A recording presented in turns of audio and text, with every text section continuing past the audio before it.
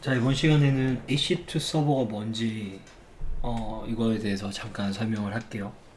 그리고 방화벽까지 같이 한번 설명을 해드릴게요. 자, 우리가 EC2 서버를 하나 임대를 했었는데요. 이제 AWS가 아마존 웹 서비스가요. 얘들이 이제 전 세계 리전을 가지고 있거든요. 전 세계. 그래서 뭐 우리 서울에도 있고 리전이 뭐 도쿄에도 있고요. 그리고 뭐 저기 유럽 지역이랑 뭐 다른 동남아시아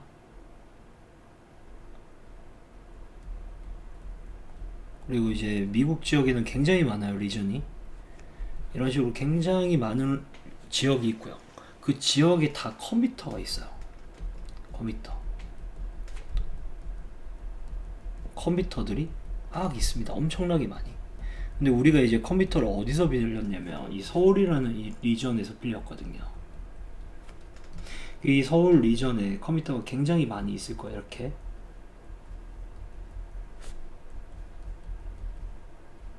굉장히 이렇게 많아요. 그럼 우리는 지금 뭘 한 거냐면 AWS에 접속을 해서 사이트에 우분투라는 운영 체제를 하나 선택해서 컴퓨터를 임대한 거거든요. 그 말은 이 말이에요.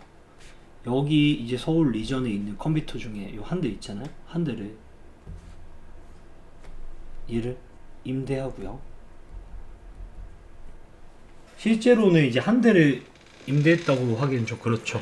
저 한 대도 또 가상화 기술이 들어가 있어서 이제 한 대를 또 여러 명에서 같이 씁니다. 근데 일단은 그냥 한 대라고 할게요. 얘를 이제 임대를 해서 그 다음에 그 임대된 이 컴퓨터에 그 우분투라는 운영 체제를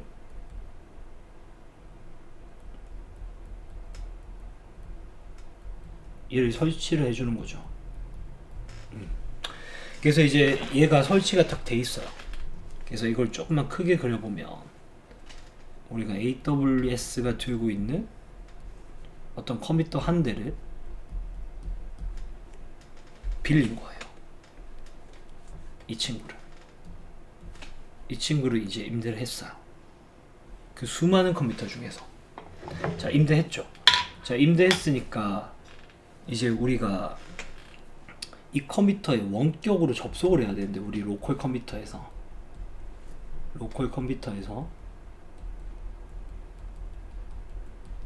이 클라우드 컴퓨터에 원격 접속을 해야 되죠. 이쪽으로 원격 접속.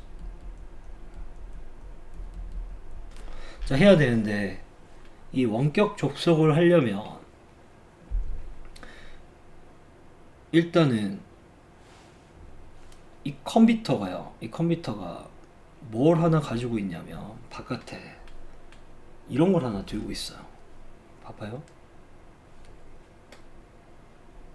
이런 빨간 색깔 방화벽이라는 걸 하나 들고 있거든요. 그래서 외부에서 이제 접속을 할 때 딱 들어오잖아요. 여기까지 들어올 때 이 컴퓨터에 IP 주소가 필요하겠죠. 그래서 IP 주소를 가지고 원격 접속을 할 건데 접속을 해서 어떤 프로그램을 선택할 거냐. 그래서 포트 번호를 넣어야 돼요. 포트 번호. 보통 22번을 넣고 들어오거든요. 그럼 이 22번을 넣고 들어갈 때 이 방화벽이라는 걸 뭐라고 있는 거냐면 일단 기본적으로 모든 포트를 차단시켜요.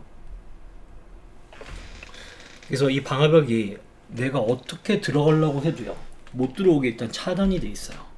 그래서 이 차단돼 있는 걸 풀려면 뭘 해야 되냐면 인바운드 규칙 설정이라는 걸 해야 돼요.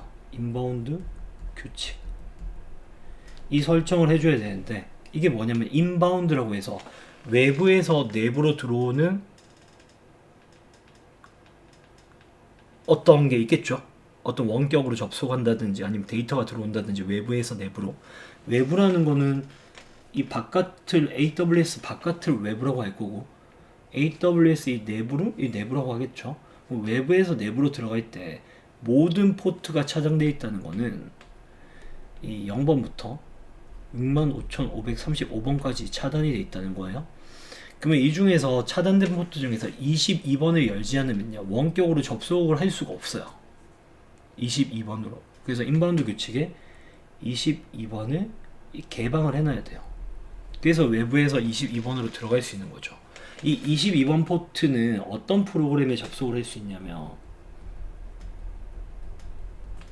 얘를 SSH라고 하거든요.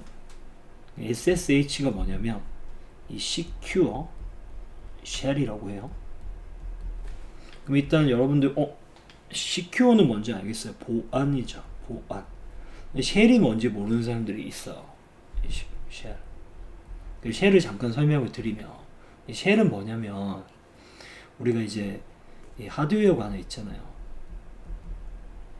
이게 뭐 이게 CPU일 수도 있고 뭐 메모리일 수도 있고 뭐 이런 것들 이 컴퓨터가 있겠죠. 이렇게 하드웨어가. 그럼 이제 얘를 제어하려면 이 하드웨어를 직접적으로 건드려야 되잖아요. 건드리면서 제어하는 게 굉장히 어렵거든요. 우리 소프트웨어 개발자들이 뭐 인베디드 개발자가 아니기 때문에. 그리고 인베디드 개발자들도 뭐 얘를 직접적으로 이렇게 건드리고 하지 않아요. 왜냐면 일반적인 컴퓨터가 되게 뭐 낮은 비트의 컴퓨터이면 모르겠는데 이 비트 수가 높아지면 직접적으로 이제 하드웨어를 제어하는 게 힘들어요. 여러분들 이건 뭐 자세하게 설명하기는 지금 좀 그렇고요. 그래서 이거를 제어하기 위해서는 누구의 도움이 필요하냐면 이 오퍼레이션 시스템의 도움이 필요하거든요. 운영체제가 뭐 윈도우가 될 수도 있고 우리가 지금 설치한 우분투가 될 수도 있어요.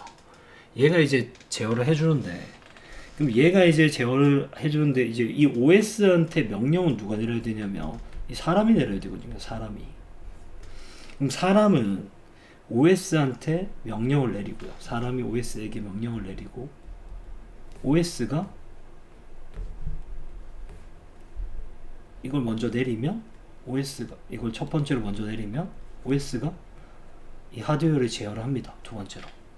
그럼 이제 이 사람이 이제 개발자라고 한다면 개발자가 OS한테 명령을 내릴 때는 어떤 언어를 쓰냐면 쉘이라는 언어를 써요. 쉘. 운영체제마다 쉘 언어가 조금씩 달라요. 윈도우가 가지고 있는 쉘 언어가 있고 뭐 리눅스 쪽에서 들고 있는 쉘 언어가 또 따로 있고 언어가 다 다르기 때문에 이 쉘이라는 거를 공부를 해서 이 쉘로 뭐 이런 명령어를 내리는 거죠. 뭐 cd 해서 뭐 폴더 이동을 할 수도 있고 뭐 mkdir 뭐 이런 식으로 해서 폴더를 생성할 수도 있고요. 그리고 뭐 dir 해서 해당 폴더에 무엇이 있는지 파일을 검색할 수도 있고요. 이런 것들을 쉘이라고 합니다. 즉 사람이 OS에게 내리는 명령 그걸 쉘이라고 해요. 그럼 OS는 그 쉘 명령을 받아서 그거를 컨버팅 해가지고요 번역해서 하드웨어를 제어를 해요. 그러면 사람 입장에서는 하드웨어를 직접적으로 제어하는 게 아니니까 굉장히 편하잖아요. 이게 쉘이에요. 그럼 우리가 지금 그 원격으로 접속을 마지막 시간에 한번 했었단 말이에요. 접속할 때 22번 포트로 접속을 했는데 이 22번 포트로 접속을 했다는 거는 이 Secure Shell로 접속을 한 건데 이 Secure Shell로 접속을 하면 이 AWS가 들고 있는 이 컴퓨터한테 뭘 할 수 있냐면 쉘 명령을 내릴 수 있어요. 이제부터 원격으로 쉘 명령이 가능해집니다. 그리고 이 환경은 CLI 환경이라고 해요. GUI 환경이 아니라 GUI 환경은 그래픽 유저 인터페이스라고 해서 막 마우스로 막 클릭할 수 있는 그런 모드를 얘기하는 거고 CLI 모드는 커맨드 라인 인터페이스라고 해서 이렇게 명령어를 막 작성하는 거 얘기해요. 이런 식으로 보시면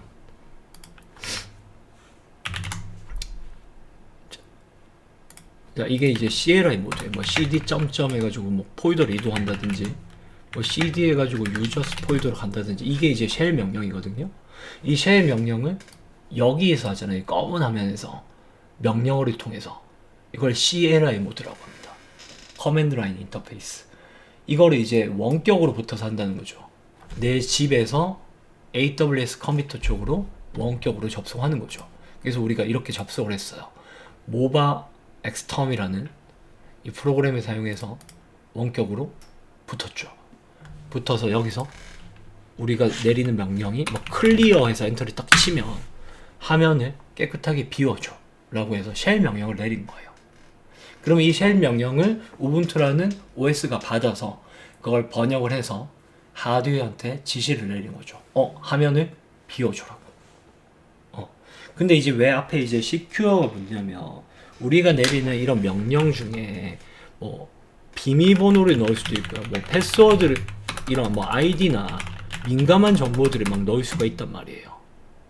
비밀번호나 뭐 패스워드나 뭐 아이디나 이런 민감한 정보를 전송을 하게 될 때 이게 CQ가 적용이 돼 있지 않으면 중간에서 이 데이터를 노출당할 수가 있거든요. 그래서 이제 시큐어 셀을 써서 데이터가 노출되지 않게 시큐어 셀을 씁니다. 암호화가 돼 있어요. 내 데이터가. 그러니까 뭐 쉽게 얘기하면 내가 아이디를 비밀번호를 뭐 1, 2, 3, 4 보내고 싶은데 이 두 개 데이터를 보낼 때 시큐어 쉘을 쓰게 되면 얘가 그대로 가는 게 아니라 얘가 인코딩 돼서 암호화돼서 전송이 된다는 거죠. 실제로 뭐 쌀이 가는 게 아니라 뭐 다른 이상한 메시지가 뭐 이런 식으로 전송이 되겠죠. 그래서 이런 데이터가 전송돼서 다시 디코딩이 돼서 번역이 됩니다. 컴퓨터 쪽으로 전송이 될 때 이게 시큐어 쉘이에요. 되셨나요? 그러면 이 시큐어 쉘로 접속을 하기 위해서 인바운드 규칙에 22번 포트를 개방을 하는 거죠. 우리가 나중에 다른 포트들도 개방을 할 거예요. 뭐 서버를 그 웹서버 같은 걸 나중에 구축을 하게 되면 뭐 8080이나 뭐 80 같은 포트도 개방을 해야 되고 뭐 MySQL이나 이런 걸 쓰려면 또 3306 포트도 개방을 해야 되고 이렇게 포트를 개방하지 않으면 통신을 못 해요. 왜냐면 기존 모든 포트가 차단이 되어 있기 때문이죠. 되셨나요? 그래서 이거 잠깐 정리를 하면 이런 거예요. 우리가 서울이라는 리전에 어떤 컴퓨터 한 대 얘를 임대를 했어요. 임대를 해서 뭘 했냐면 운영체제를 하나 선택해서 설치를 한 거죠. 그리고 나서 그 컴퓨터에 원격으로 접속하기 위해서 22번 포트를 뭐 했냐면 인바운드 규칙에서 개방한 거죠. 개방해서 우리가 모바 엑스텀이라는 이 프로그램을 써서요. 이 프로그램을 써서 원격으로 접속을 하는 거예요. 그리고 원격으로 접속이 됐지만 우리가 이제 원격으로 보내는 이 명령어가 다른 사람들에게 노출되지 않기 위해서 시큐어 쉘을 사용하는 겁니다. 그냥 쉘이 아니라. 그래서 암호화가 돼서 명령어가 전송이 될 겁니다. 되셨나요? 여기까지. 그래서 방화벽에 대한 개념을 잠깐 아셔야 되고요. 그리고 이 포트가 뭔지도 아셔야 되고 우리가 왜 방화벽에서 22번 포트를 개방하는지도 당연히 아셔야 되겠죠. 그러면 EC2 서버가 뭐죠? 우리 얘가 컴퓨터예요. 컴퓨터. 빈 컴퓨터를 하나 주고 이 빈 컴퓨터 얘를 인프라라고 하죠. 인프라. 이 인프라를 우리가 제공을 받아서 여기에다가 운영체제도 설치를 하고 그리고 나중에 뭐 통캣이나 이런 것들을 설치하고 막 자바도 설치하고 해서 우리가 이 컴퓨터를 임대해서 사용을 하는 거예요. 근데 우리 컴퓨터에 있는 게 아니라 저 멀리 원격으로 있으니까 원격으로 접속하기 위해서 22번 포트를 개방을 해주는 거고 그 22번 포트가 개방되면 원격으로 접속을 하는 거예요. 되셨나요? 자, 이번 시간 여기까지 할게요. 수고하셨습니다.